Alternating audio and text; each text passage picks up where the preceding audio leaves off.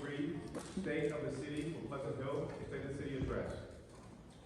To start tonight, evening off, I'm going to be inviting up Miss Anita Lynn from the audience. Miss Anita Lynn.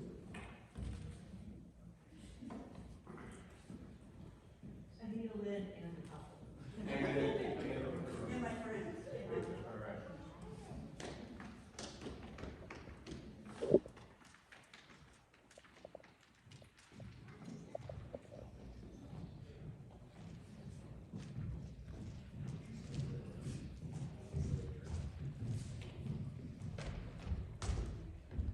Alright, so this is kind of an ambush. Chief Wright, Captain Burris, can you please come up, please? You've been ambushed. You're not in trouble. Yes, you are.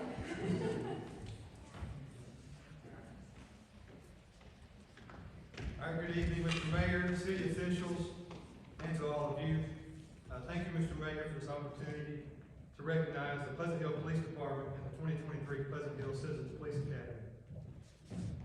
Chief Wright and Captain Burris join us on stage at this time. My name is Paul Webb. This is Anita. This is Lori, two fellow classmates. If you were in the 2023 Citizens Police Academy, could you please stand at this time? All right, let's give them a hand.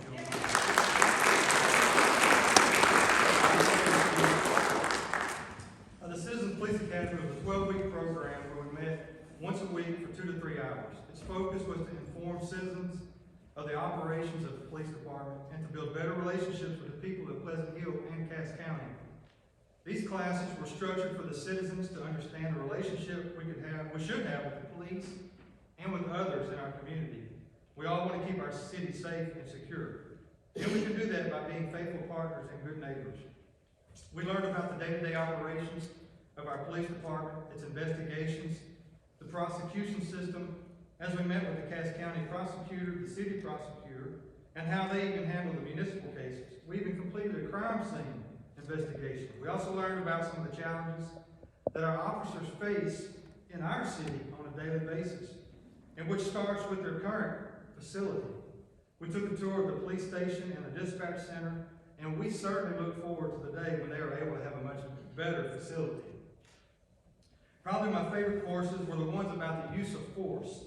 We talked about the law and how it applies to the use of force. We spent an evening using tasers. Nobody got tased, but we used tasers, we maced, and even had an interactive session that included reality-based scenarios.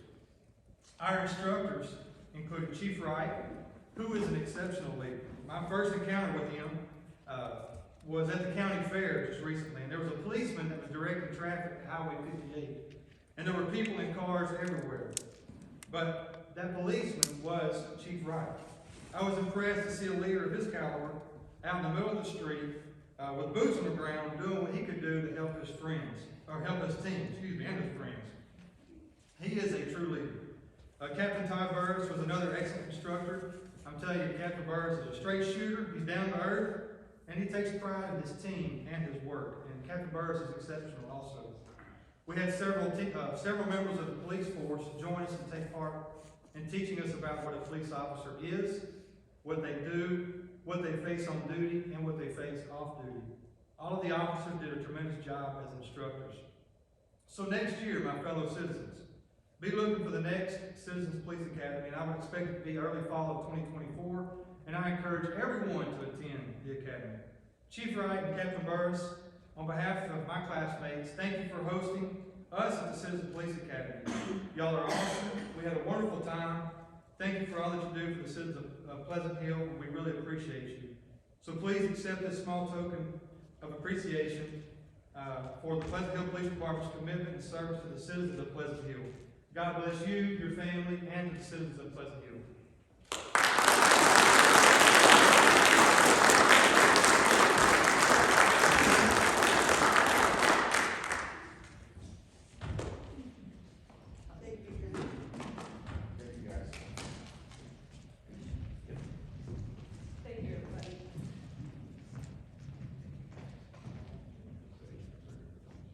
Thank you, Miss Anita Lynn.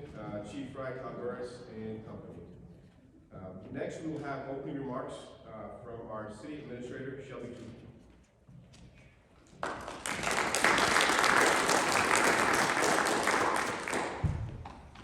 Good evening, and thank you all for joining us. A few years ago, the city, I'm going to use this. I'm not particularly loud. Sorry, I'm going to hold on to this instead. Okay, a few years ago, the city council approved a 5-year strategic plan.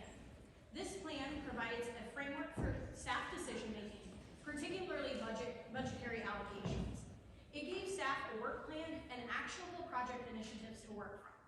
Our staff worked very intentionally to implement this plan.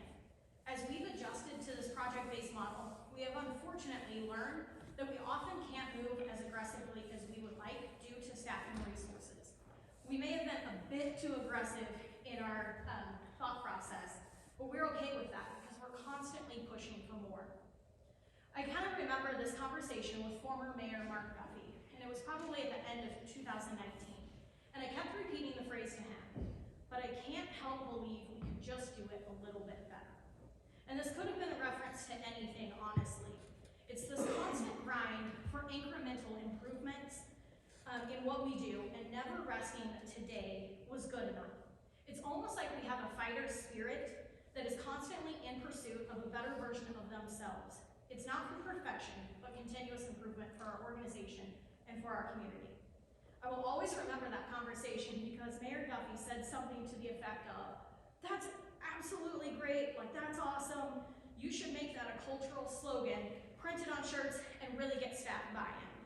And I immediately knew that that slogan was not one we were going to put on a t-shirt because it would say something like, "Pleasant Hill, it could always be better." And I knew that was not going to work. But our staff and every staff member that we brought on since that time has that same grinding attitude. We're committed to providing you with better service, better projects, and a better future. The strategic plan utilizes 5 goals. Culture is the first one. Creating a workplace culture that attracts and retains talent, focused on providing the best service to our residents. The second one, customer service and community connection.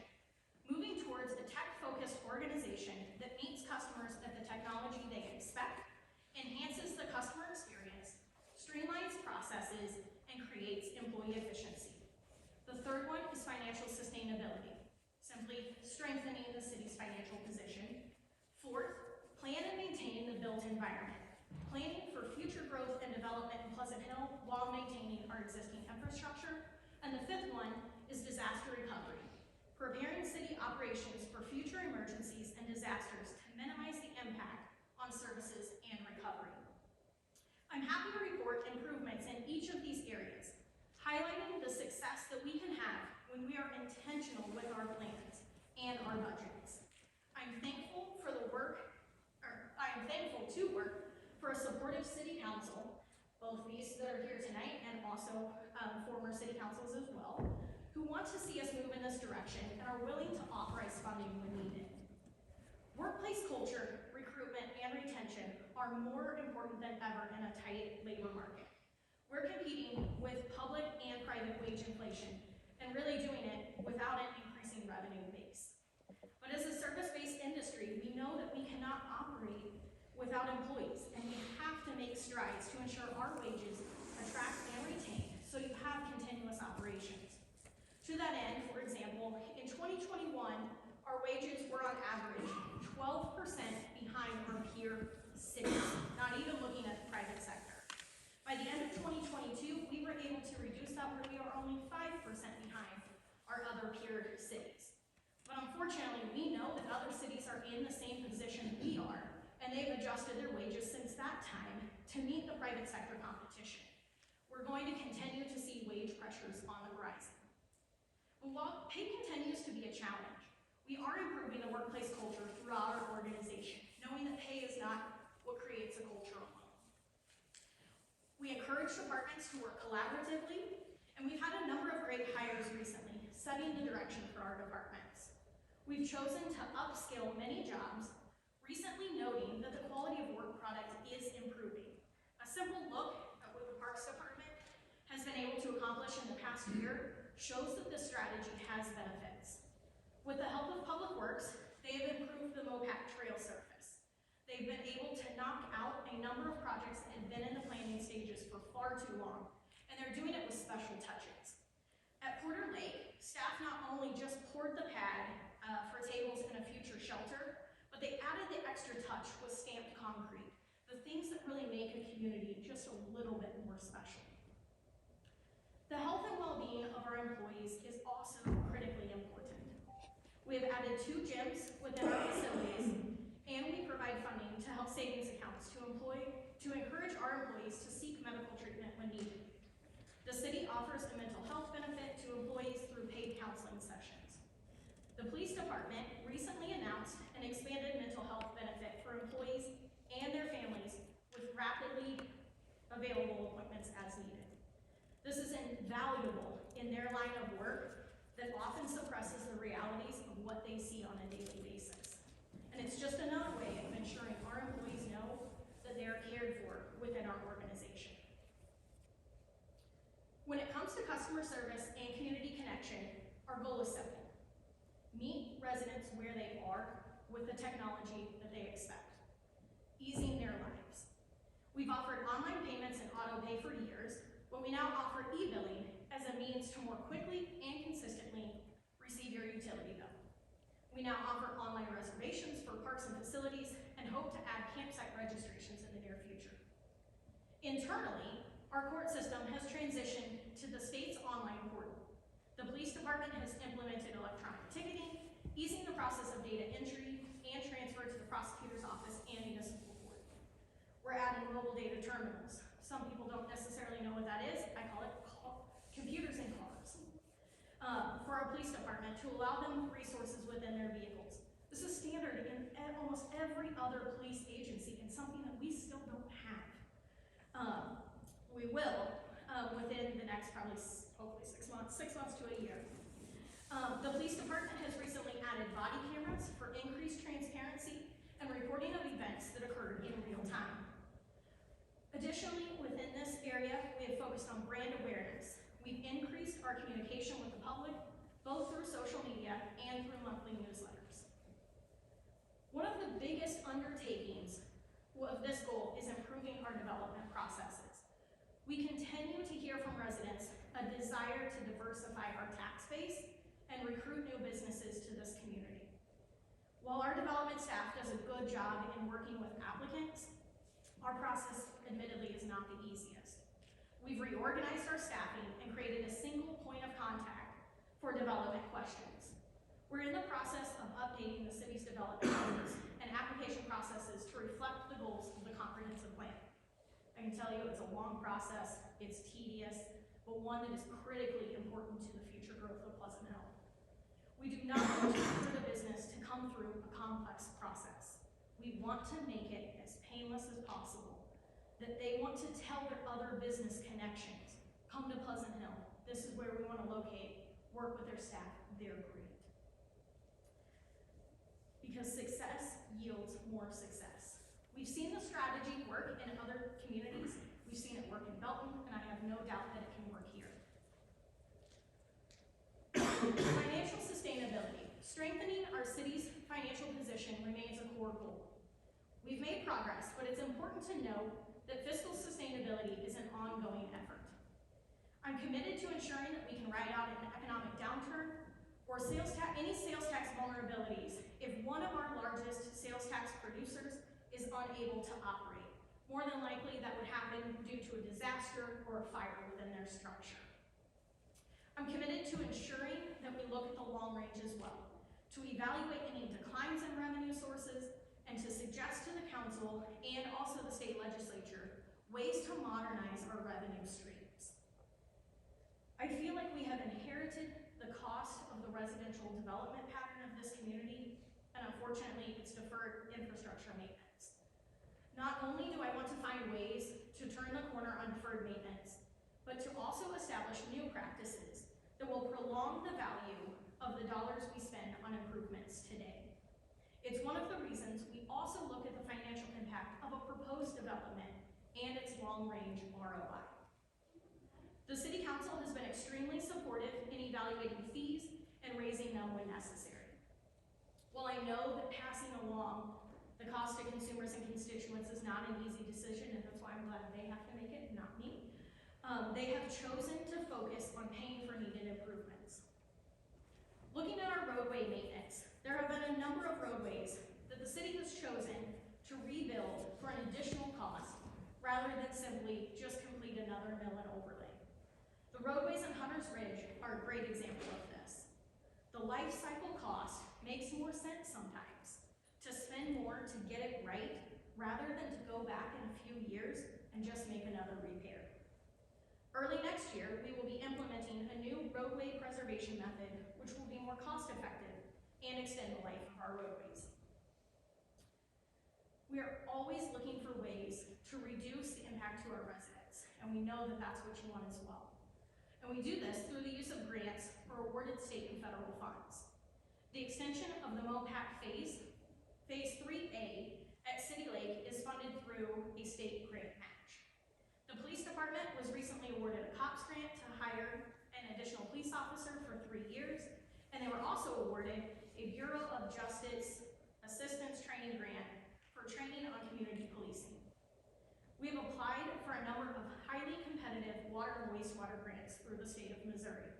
And while we have been yet to be successful in securing them, we will continue to apply into the future. We know that the improvements need to be made, and we know that we have to find a way to fund them. We are attempting to maximize your tax dollars through every possible means.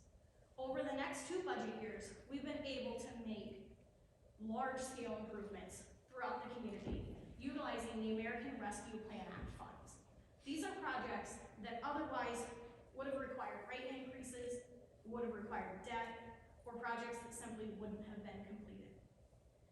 I am happy to report in this area, we anticipate ending the budget year with 4 months worth of reserve, a more comfortable number than the 1 month that is only required by policy.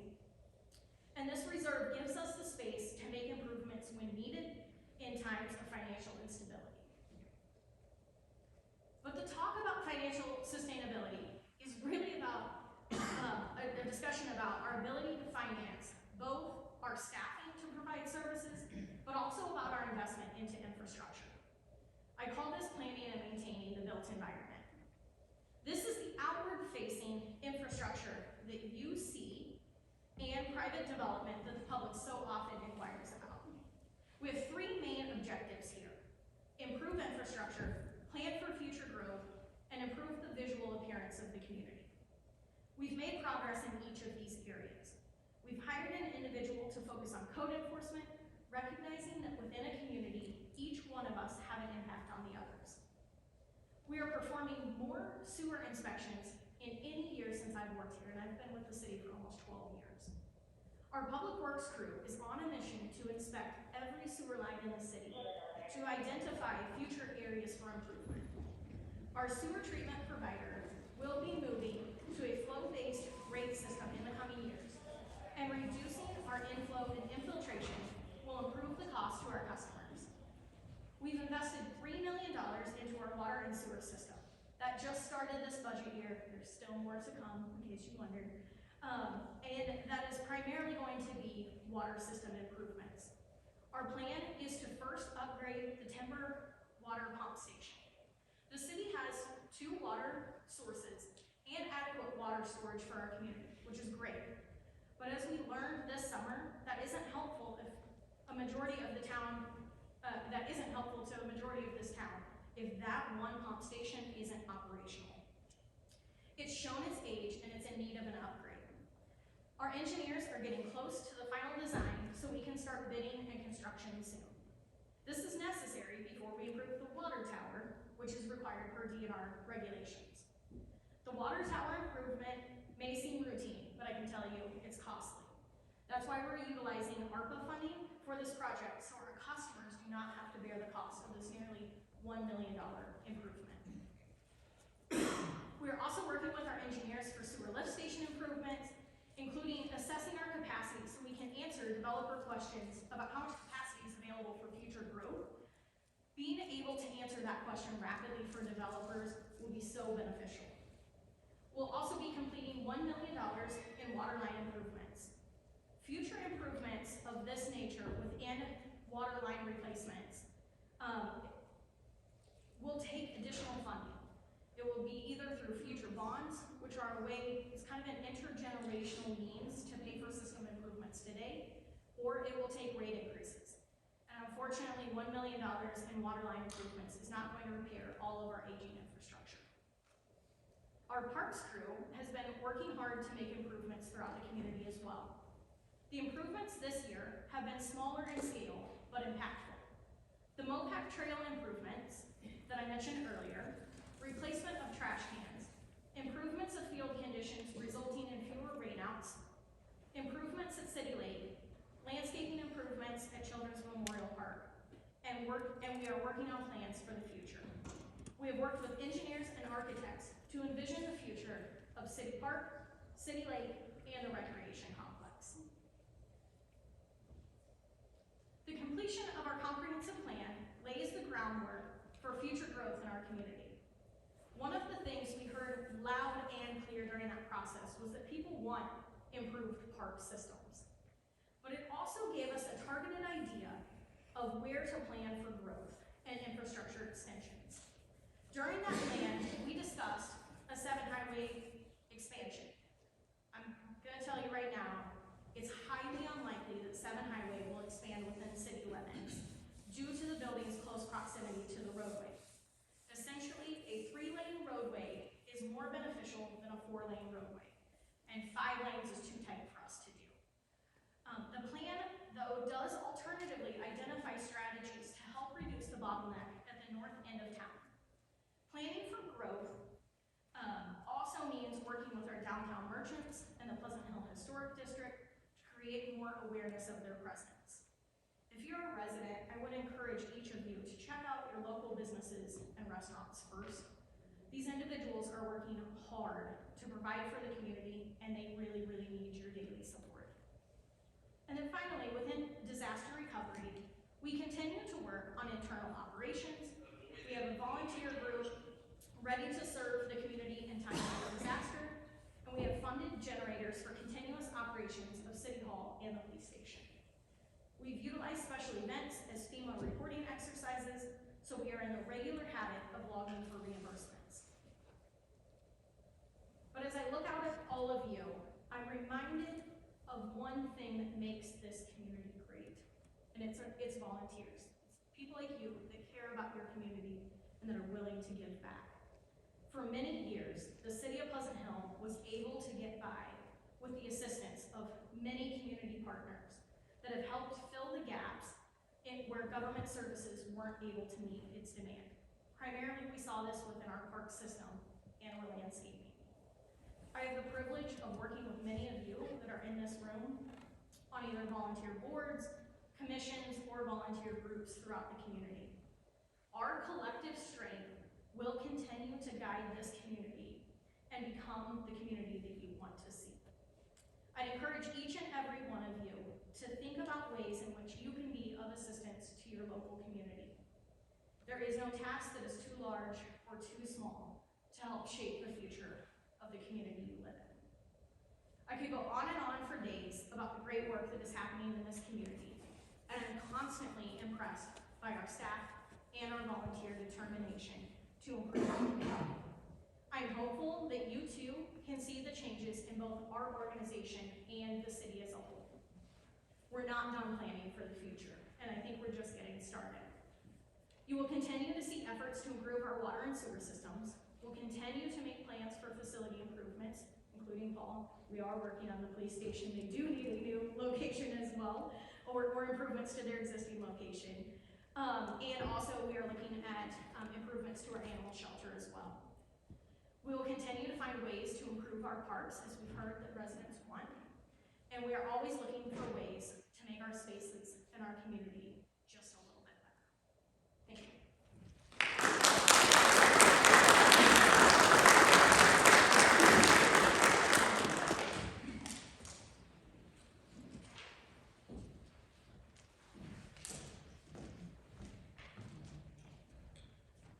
Thank you, Administrator Tufel.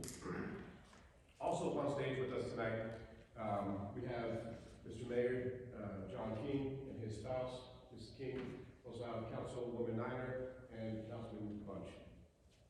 Our final speaker will be Mr. Mayor. Following the State of the City address, I want to remind everyone that there will be refreshments in the commons where the mayor, council, and city staff will be available for questions, just out behind us here. All right, so next up is Mr. Mayor will be coming up. Mr. Mayor has been mayor of the city since 2021. He served in the U.S. Navy and spent 31 years in public service as a firefighter. He was first elected to work for the city as a city council member in 2016, and again, he's been mayor since 2021. Mr. Mayor. Thank you.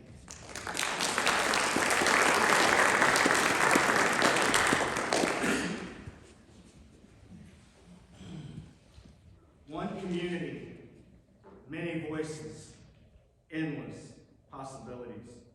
Good evening, and thank you for joining us tonight for the 2023 State of the City Address. If for a minute I could get you to imagine 12-year-old you, headed out to play with friends, and there's an old can sitting in the middle of the road. You kick it, and it becomes a game. It's something to do, passing the time while walking, efficiently getting you down the road. As a city, that is how we have solved things in the past. Just walking along, kicking the can, sometimes kicking it again, until we got to some destination or we simply ran out of road. It is a question of efficient or effective. Do you want the bare minimum in parks, or do you want parks that are vibrant, well-maintained, and safe for your children and your grandchildren? Do you want roads that get you simply to a destination? Or do you want roads that are free of potholes, not patched, but fixed properly? And do you want the city to continue to plug holes in the water system by the cheapest means necessary? Or do you want it fixed properly the first time? Make no mistake, efficiency is bad. Effective is good. Efficient is the same as fragile. Efficiency is measurable, yet its benefits to the end user, you, are much harder to define. That is why most leaders like to talk about government efficiency. Well, I'm here tonight to tell you, this city stopped valuing efficiency, and we have started to value resiliency and sustainability in our operations. Right now, I can feel everyone staring up here, waiting for me to tell you what the great plan is to solve all the city's problems forever. Well, there's no miracle here, and I have no such words of wisdom. I'm definitely not young enough to know it all. But I am here tonight to have a very real conversation with you about where we are, where we need to be, and how we get there. It is my privilege to stand before this community and our guests to speak on the state of the city of Pleasant Hill. There are many that I need to acknowledge and thank tonight, because without them, success would not be possible. My wife, Kelly, is my best friend, my right hand. The First Lady of Pleasant Hill, as her friends call her relentlessly, is the strongest person I know. The wife of a firefighter for over 26 years. The mom to a daughter who is a police officer and a son who is a first lieutenant in the United States Army. Her husband and her children have chosen chaos, but she is the constant force of calm and peace in our home. None of the last 7 years on council and as mayor would have been possible without her support. Kelly, I love you, and thank you for sharing me with this community. Here tonight, We have within this room both the elected governance and the staff from this great city and from our partners in the Pleasant Hill School District and the Pleasant Hill Fire District. While our missions are different, our services often intersect within the community. Our schools and public safety are vital to Pleasant Hill. I want to thank the City Council, Tria Cartner, Augie Augsburg, Brian Bunch, and Pat Niner. I also include former Councilman J.W. Haynes in this group, as all of you are passionate about Pleasant Hill. The first consideration in every decision that this City Council undertakes is genuinely based in how it impacts people.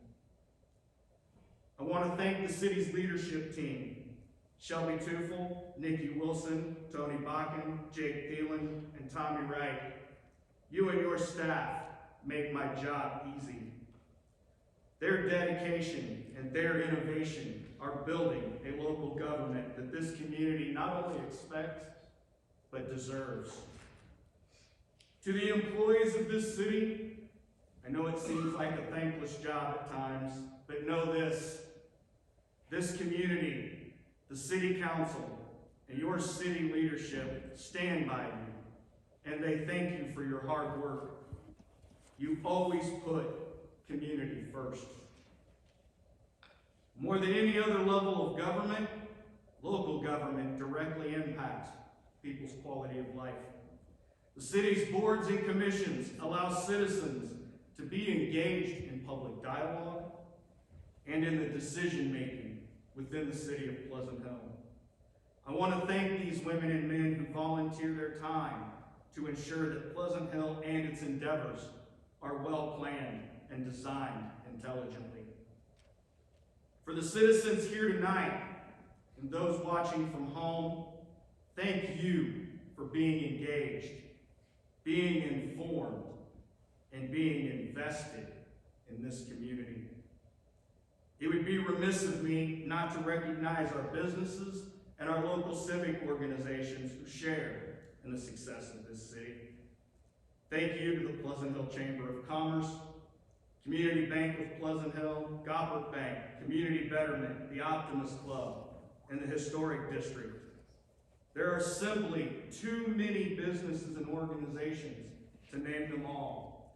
But to all our local businesses and organizations, thank you for supporting this community.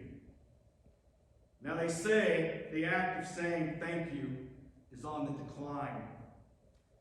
Apparently, people feel saying thank you makes you indebted to someone, and feeling indebted creates anxiety. I'll be honest, I'm not even sure how to respond to that. I always thought the act of saying thank you showed gratitude. But as you all know, we live in a very different time. Know that tonight, my thank yous are both gratitude and indebtedness. Tonight is a time to look back and to look forward, to assess where we are and to consider where we want to be. Our city has the ideal balance of new residents and legacies. Our legacies are our historical families, some dating back to the earliest days of Pleasant Hill. We have families that have established roots in this community in the last 10, 20, 30 or more years. And we also have those who have chosen to make Pleasant Hill their home in the last few years. Each family brings their experiences to Pleasant Hill, yet all share the desire to make our common goal of community stronger. Life is just that, a series of experiences, yet no two people share the identical experiences in life. It's these experiences who define who we are. The words we speak, the ideas we express, and the values that we uphold are unique to these experiences. Today, there are nearly 9,000 people who call Pleasant Hill home. Think about that for a moment. 9,000 people. What problems cannot be solved by 9,000 people working for the common cause of making this community a vibrant, healthy, and safe place to call home? One community, many voices, endless possibilities. Home is our safe space. It is ultimately the goal of our ambitions to feel safe and secure in our homes. They say that the strength of any community starts with a strong home. But I believe that most of us here tonight, right now, would agree that the safety and security of home feels threatened by forces outside of our control. Inflation, rising prices of gas, groceries, and essentials, mortgages and rent continues to skyrocket. At the end of the week on payday, our paychecks never seem to go up as much as the cost of living. These concerns are true for businesses and organizations as well. The city of Pleasant Hill is no different. We have a budget based on taxes. And yes, I agree with all of you. No one likes paying taxes. But at the end of the day, the government at every level is funded by taxes.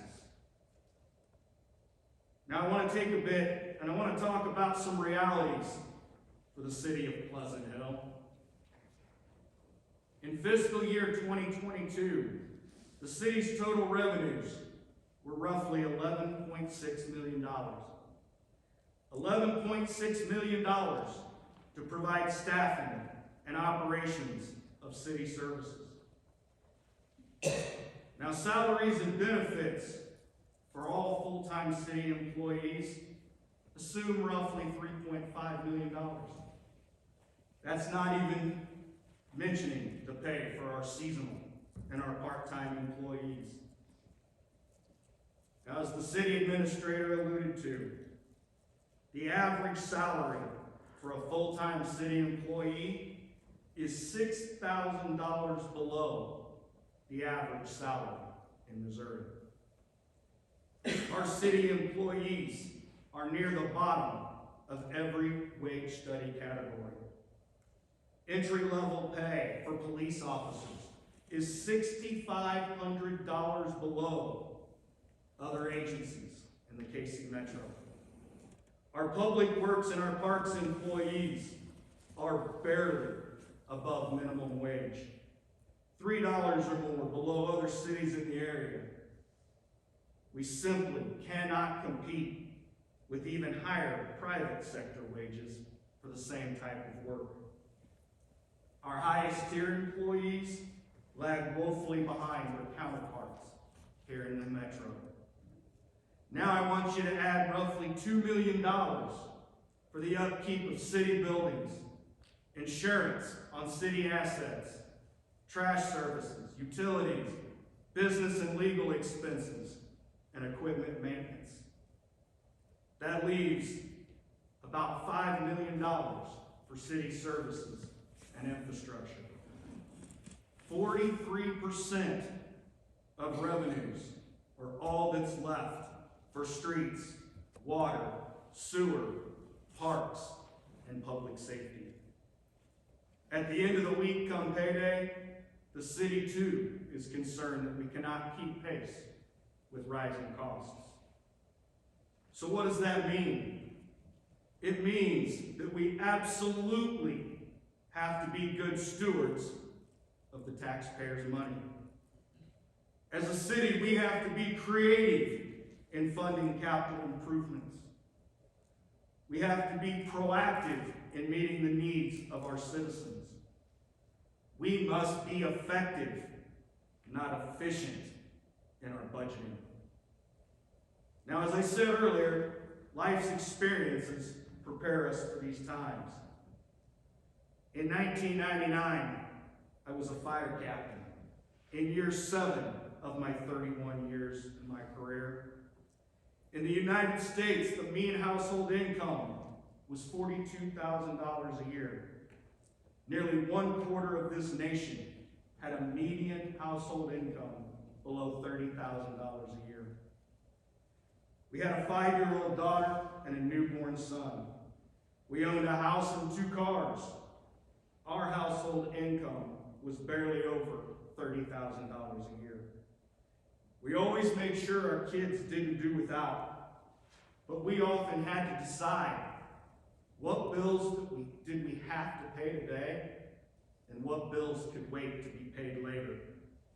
There were times that Kelly's tip money from cutting hair put good food on the table for dinner that night. Now, most of us have struggled in our early years as a family. Some of you may be struggling right now. And like you, I would work part-time jobs or all the overtime I could to make sure bills were paid, which meant I wasn't home as much as I should be, and that caused friction at home.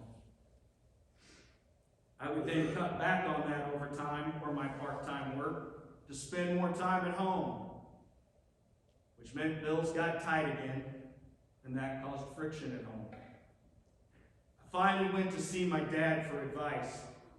I told him the whole story as he tinkered around his workshop. He pondered the problem for a few moments, and he asked me a question.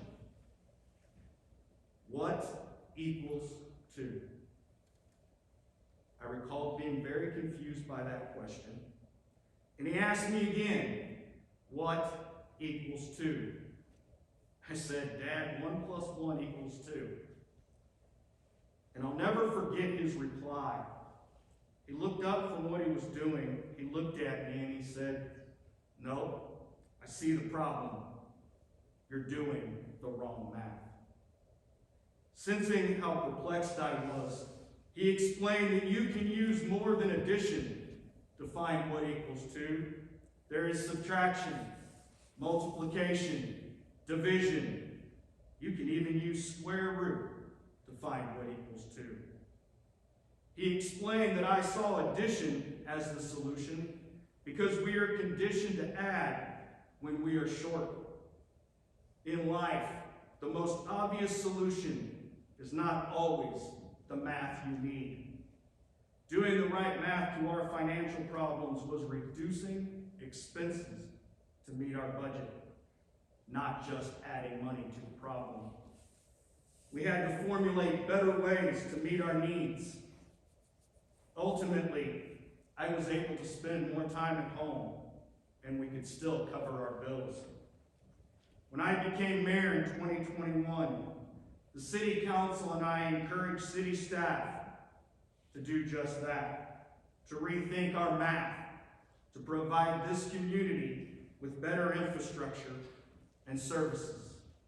That means you cut waste, you improve your processes, and you seek out alternative ways to fund projects. It does not happen overnight. Pleasant Hill, I'm here tonight to tell you, it's working. I recently heard a podcast where someone said, nobody cares about your brutal honesty in life. Where is your empowering, compassionate, insightful, or uplifting honesty? You can take your brutal honesty and sit in the back row with the devil. Well, that seemed ironically brutal to me, and I'm not going to sit in the back row. I choose to take my chances up front with you all tonight. Most of us in this room already know the truth anyways, and I prefer to talk about it, not just ignore it. In 2023, there has been plenty of good in this community. But tonight, I'm going to begin with the bad. Our parks are not to the standard that this community desires or deserves. Our park system is maintained primarily by just 2 employees. In October of 2022, We had a week of multiple major water line incidents, followed by the July 4th, 2023 water emergency due to a pump failure. Over the course of the last month, on the residents' discussion page and on the city's Facebook page, seemed all we saw was water line breaks here or there. Our water and our sewer infrastructure is old. It's increasingly harder to maintain. Our public works employees provide for the maintenance of our roadways, the water system, and our sewer infrastructure. And they do it with minimum staffing. Now add snow removal duties or water leaks to any given week or weekend. Our public works employees work 12 to 18-hour days. These employees are on duty or on call 6 to 7 days a week. No break from work for family should ever be okay or the standard for a community.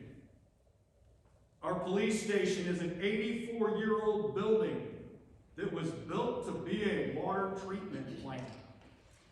It was never designed to be an effective workspace or a public space. It has frequent power and internet outages. It lacks modern ADA compliant accessibility features, and it is susceptible to flooding. And while it's not a surprise to anyone in this room, you all know many roads in this community still need overlays. We have curbs and sidewalks that need repairs. Now, all of these problems are a result of Band-Aid policies. Don't get me wrong, Band-Aids are fantastic. They are the most cost-efficient means to take care of minor cuts and scrapes. Metaphorically, Band-Aids are what we use as stopgap measures in budgeting and infrastructure repair. Unfortunately, at some point, the city began to rely solely on Band-Aid fixes. The result is we began putting Band-Aids on bullet holes, and that ain't gonna cut it. As a city, we simply cannot ignore the bigger problems and patch up the system in hopes that tomorrow a miracle will come along. The miracle each year cannot be that we simply survive the year. In times when things seem desperate, money is tight, or we are faced with seemingly insurmountable challenges, we are only human, and we all place hope that someone or something will be that miracle. The truth is that something or someone who will help is closer than we think. You just have to look in the mirror. You must be the first person to take those steps to help yourself. Your city government is no different. Now, I began with the brutal, honest facts of where the city has been, not for dramatic impact, because it's just the truth. I also believe that we cannot appreciate good unless we fully understand the bad. And unfortunately, bad happens in bulk, and good comes along painfully slow. Well, the good news is your city staff and your elected city council work tirelessly to change our reality, to put us in a position where real change can occur. City staff recognized that our aging fleet of vehicles was creating higher annual costs to maintain. A University of Michigan study found that vehicles 10 years or older consume 30 to 35% more fuel than newer models. Vehicles over 5 years cost nearly $2,000 annually to maintain. Environmentally, a newer vehicle leaves a smaller carbon footprint. Our fleet of vehicles in this city was easily 10, 15, 20 plus years old. On the recommendation of city staff, the city now uses a fleet management lease system. This lease provided for nearly $92,000 in incentives and $45,000 in maintenance cost savings in 2022. For the third year in a row, the Cass County Fair has grown.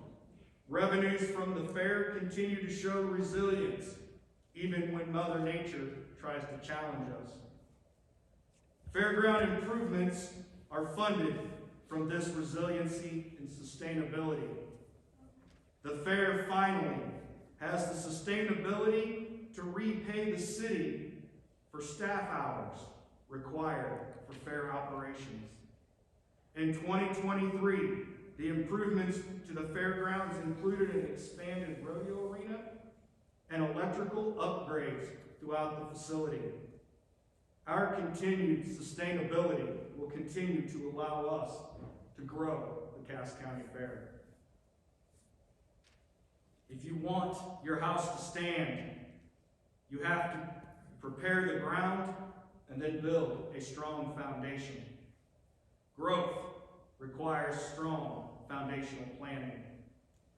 The city recently completed a comprehensive plan which provides a blueprint for our growth and planning. At its core, it is a long-term guide that captures the vision of what our community wants to be in the future. A steering committee from a cross-section of our community demographics, planning and zoning board, park board, business owners, the school district, the fire district, and the general public through a series of public hearings, all had an opportunity to have a say in that plan development. Today, this document serves as a guide for future land use and development decision-making. The city is currently completing a new uniform development code. First and foremost, this provides a single regulatory code system for future development. That means subdivision regulations, infrastructure requirements, design guidelines, landscaping standards, and sign regulations. This code is absolutely necessary. The old code had too many loopholes and inconsistencies. I'm going to climb on my soapbox here for a minute for another dose of brutal honesty. There are those who bang their fists on the table and scream for all to hear that the city hinders growth with its processes and its regulations. Are there growing pains? Yes. Do we make mistakes? Yup. And are there things the city has learned that it needs to do better? Absolutely. But let us be very clear on this next point, because the devil is absolutely in the details. The City Council, Planning and Zoning Board, city staff, and I welcome and encourage development in the city. But we will not allow our community to continue to be the doormat of unregulated development. Developers are in the business to make money. I get that and I respect that.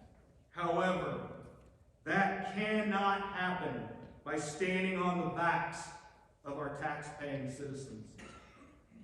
Now, the regulations that some claim hinder development.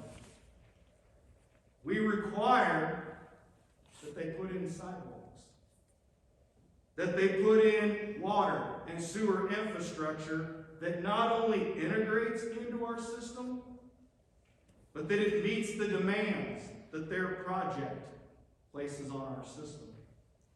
We demand that they put in stormwater runoff infrastructure to protect the community. We demand they put in fire hydrants. And we demand beautification and landscaping that reduces the environmental impacts of growth.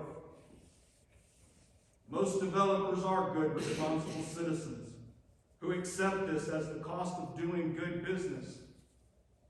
But I am here tonight to tell you, the city does say no and will continue to say no when they ask you, the taxpayers, to fund their profits.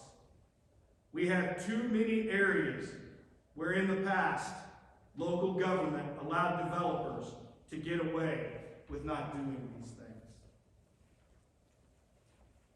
I apologize if that became a rant, but it is vitally important that local government does not needlessly waste tax dollars just so that we can say we're growing.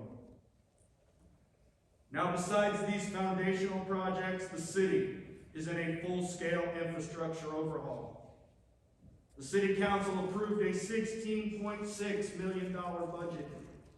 The budget provided historic investment for the city's operations and provided a focus on infrastructure. This was supported by utilizing a number of one-time funding resources, like federal funds and water sewer debt. The $5.5 million capital improvement plan within the budget is nearly 3 times the historical annual investment in infrastructure. Our city administrator budgets conservatively. In 2021 and 2022, our budgets yielded higher revenues than expected, but more importantly, it lowered our expenses. We have continued to pay down existing debt in a fiscally responsible, timely manner. Our transportation, water, and sewer funds are meeting expenses. We have a budget that has a strong financial reserve. It's been far too long, but we are in a position to meet unexpected losses or financial obligations without negatively impacting our community. We will not be deterred by these realities. We are no longer defined by our realities. This community deserves better, and your city staff and your city council are taking the steps to overcome these challenges. Now, what does the $5.5 million capital improvement plan mean to you as a taxpayer? What will you see for your money? It includes water and wastewater. We're investing $3 million in improving our city's water and wastewater systems, water line replacements, renovations and installations of new pumps, engineering for water line looping to reduce service interruptions. It includes streets. $190,000 was added to the roadway maintenance program, more than a 35% increase in the annual allocation. It funded additional sidewalk and curb repairs. Kellogg Street, Walker Street, and Boardman Roads had such poor substructures that they were costing thousands of dollars in repairs annually, which also took up valuable staff hours. The city allocated $350,000 to fix them properly the first time. It includes investment in city facilities. We have a planned city council chamber renovation, which will include audio-visual improvements. We must improve accessibility to local government for all citizens in our community. And it included installation of emergency generators to ensure continuous operations for critical services like police and water, wastewater services.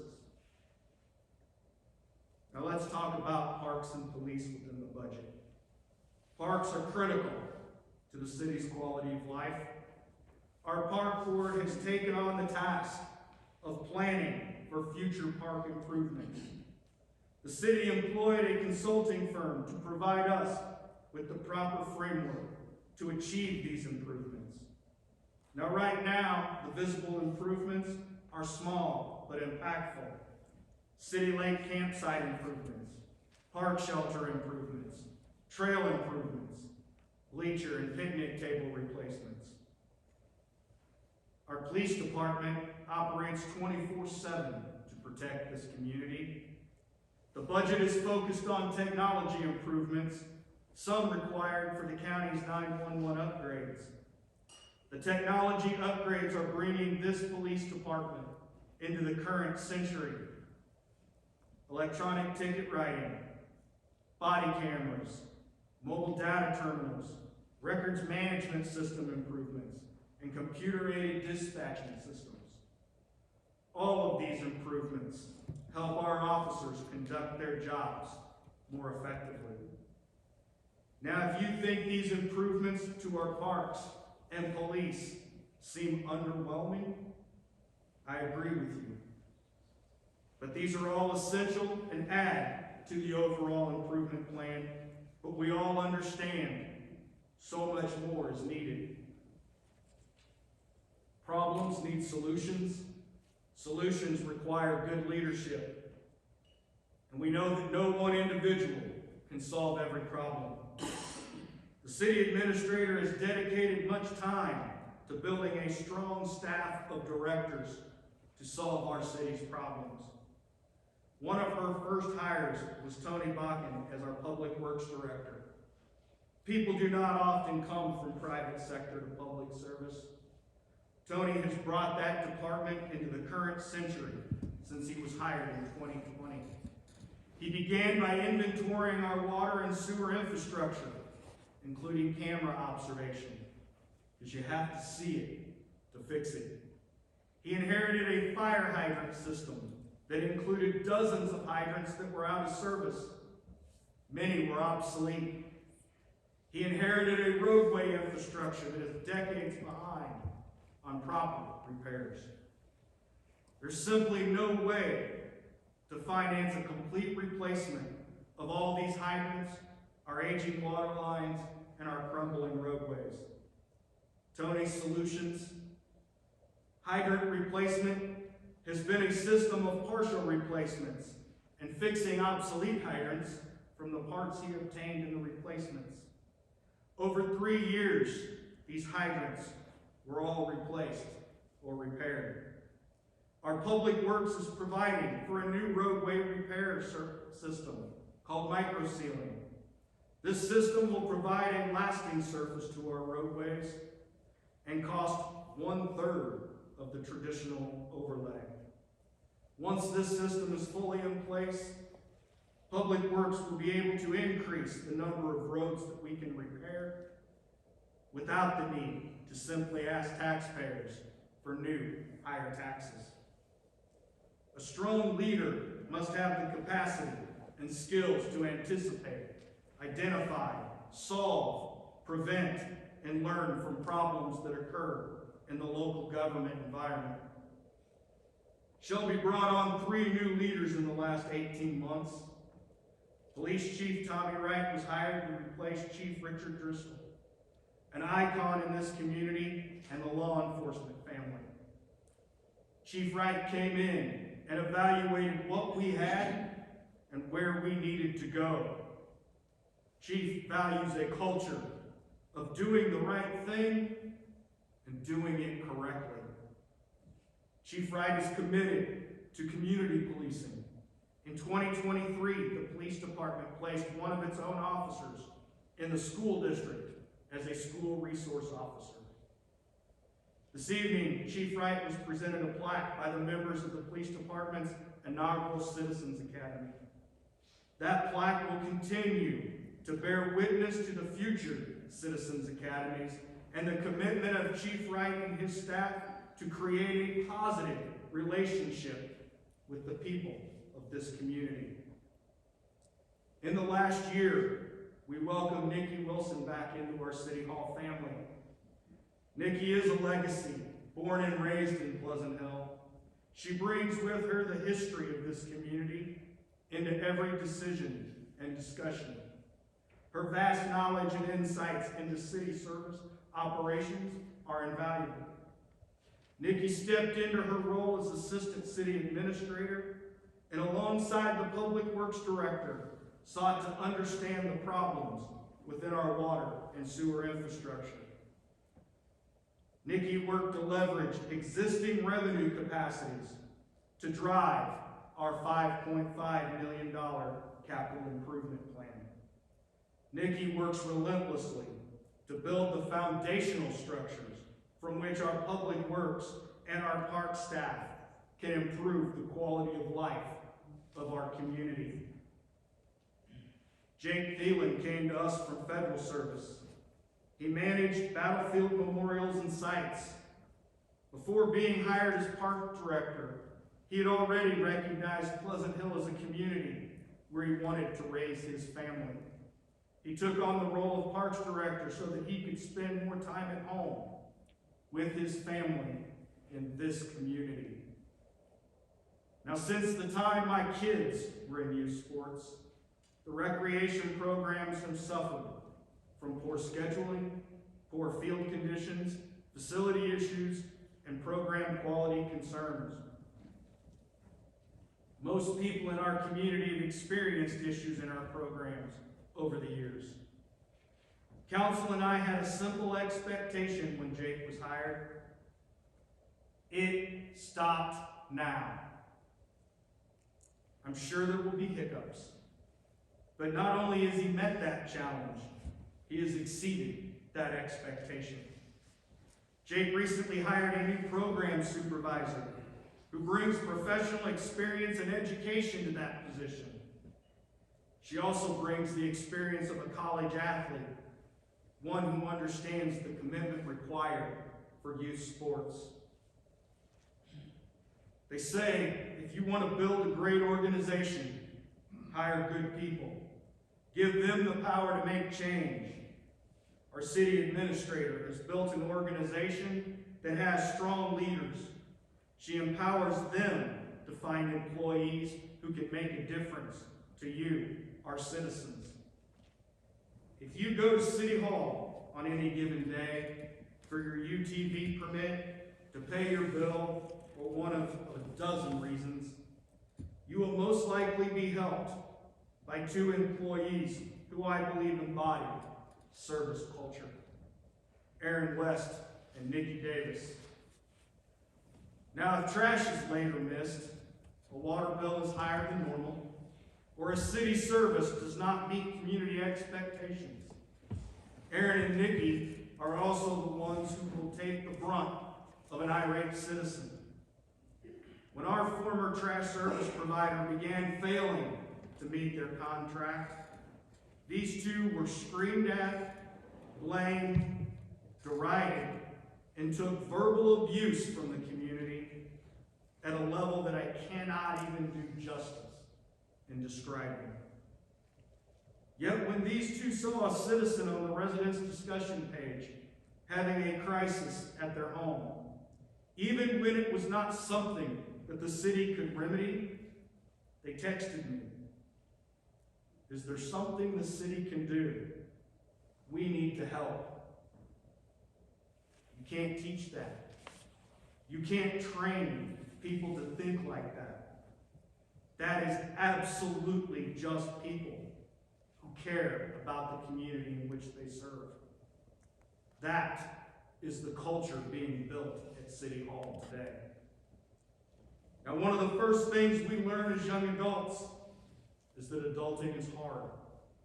We see our parents have a house, 2 cars, and some of the luxuries that we all desire as part of the American dream. And we get focused on that end product. As young adults, we think it's just that easy to have it all. When we are young, we do not see that success is a journey, that life is purpose-driven. The success is measured by continuous momentum.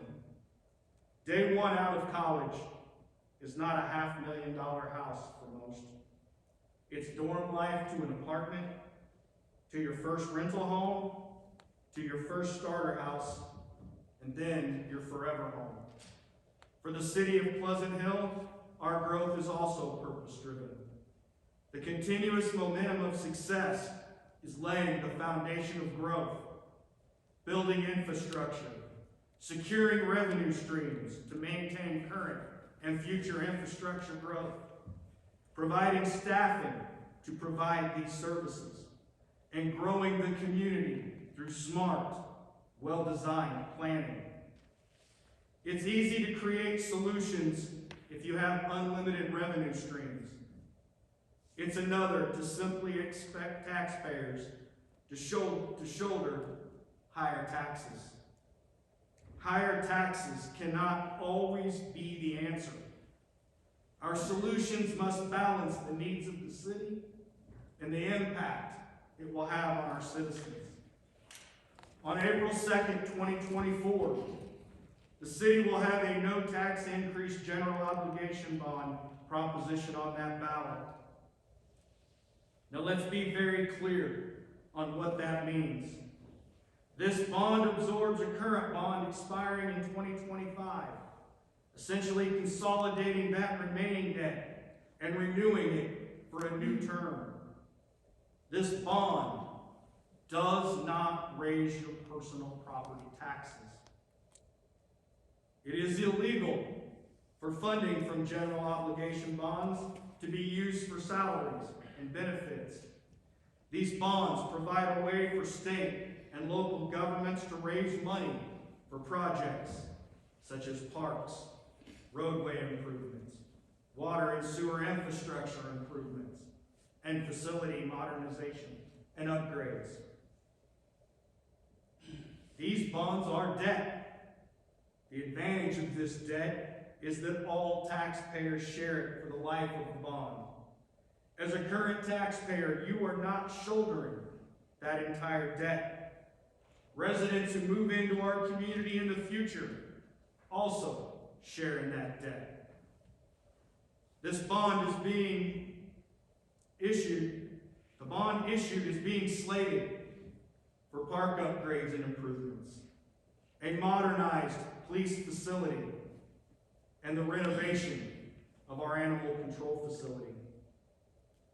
Now, the city also maintains a sales tax rate of 2.75%. Yes, the sales tax rate is 9.1%, but remember, that is a combined sales tax. The state of Missouri, Cass County, and the Pleasant Hill Fire District are also part of that tax. The city's portion is 2.75%, 2 3/4 cents for every dollar, nearly 28 cents for every $10 you spend, and $2.75 for every $100 that we spend. Now I want you to imagine your city losing nearly $500,000 annually, $500,000 annually on uncollected sales tax that we as voters approved for this community. Imagine what $500,000 annually could do for upgrading, repairing, and maintaining city parks. Imagine providing for the maintenance of our water and sewer infrastructure. Imagine being able to improve the services of law enforcement, parks, and public works. Well, the good news is we don't have to imagine it. And again, I want to be perfectly clear tonight. It's not a new tax. We just want to collect sales tax that's already due. In 2018, the U.S. Supreme Court's decision in South Dakota versus Wayfair Incorporated allowed states to adopt rules to collect sales tax or use tax from businesses not physically located but providing online services to the state. Since January 1, 2023, Missouri and local jurisdictions have a legal authority to collect this use tax from online retailers. It simply requires voter approval to collect it. When you buy products online, you are currently paying Missouri and county sales tax. That uncollected 2 to 3 pennies on the dollar for purchases online can change our community. We are an online society. On the transportation side, we are seeing a surge in last mile to your door delivery traffic that adds to the wear on our roadway infrastructure. Without a use tax, this remains unfunded damage to that infrastructure. The best part of the use tax is that you as a voter can have a say in how your local government uses that money. The use tax on the April 2nd, 2024 ballot will be for the proper framework for delivering better roads, a quality park system, adequate water, sewer infrastructure, and improved safety. The money collected from online sales can only be used for the services promised in the ballot language. As a taxpayer, you can hold your local government accountable for spending those tax dollars on the things that you demand. One community, many voices, endless possibilities. We have a lot of veterans present here tonight. Taking the oath of enlistment or commissioning as an officer is not an easy decision that each of us takes lightly. That oath came with sacrifice and an obligation of service before self. Many of us also grew up in a home where one of our parents also wore the uniform. And today we have a child who wears the uniform of our military. This doesn't happen by accident or coincidence. It's because we came from and we continued a legacy of service above self in our families. Tonight we've talked about where Pleasant Hill is and where we're going. As individual citizens, our decisions and commitment to the community should be a positive, lasting legacy that we all strive to achieve. A legacy is not some merit badge that you get to wear because it's not about us. A legacy is something that we leave our children and our grandchildren. It's absolutely vital that we all understand this point. It's non-negotiable. It's as immutable as death, taxes, and the laws of physics. We will leave the next generation a legacy. The choice is what that legacy will be. Our parks, infrastructure, and facilities are suffering from years of budgetary constraints. We can continue to work to staff, modernize, and improve services and infrastructures. We can continue to work to improve this city. We can leave the next generation a city in a better position to serve the community than we have today. Or we can accept the status quo. I just ask that we understand what the status quo means. It means that we know there are infrastructure issues, and we choose to hope that our children will figure it out, because that's what we've left them to deal with. Care for yourself and let someone else solve your problems. That would be our legacy. As a community, my challenge to all of us is simply about legacy. Help define what type of community we leave our children. Take the time to celebrate our achievements together as a community. Commit ourselves to the work ahead in building this community. And as a community, hold each other accountable and to task. We have to be part of the solution, or we become part of the problem. One community, many voices, endless possibilities. Pleasant Hill, yes, we have problems that still need solutions, but your city leaders are righting the ship. Their resourcefulness is putting us on the path of right for future generations. We have great challenges, and we have great opportunities on the horizon. With everyone helping and supporting one another, we will meet them head on. 2024 promises to be the best year in our history. To the Pleasant Hill School District and the staff at the high school, thank you for making this event possible tonight. Jake, thank you for serving as the Master of Ceremony tonight. I'm truly honored that each of you could be part of this 2023 State of the City Address. Thank you, and on behalf of the City Council, we are grateful and indebted. God bless.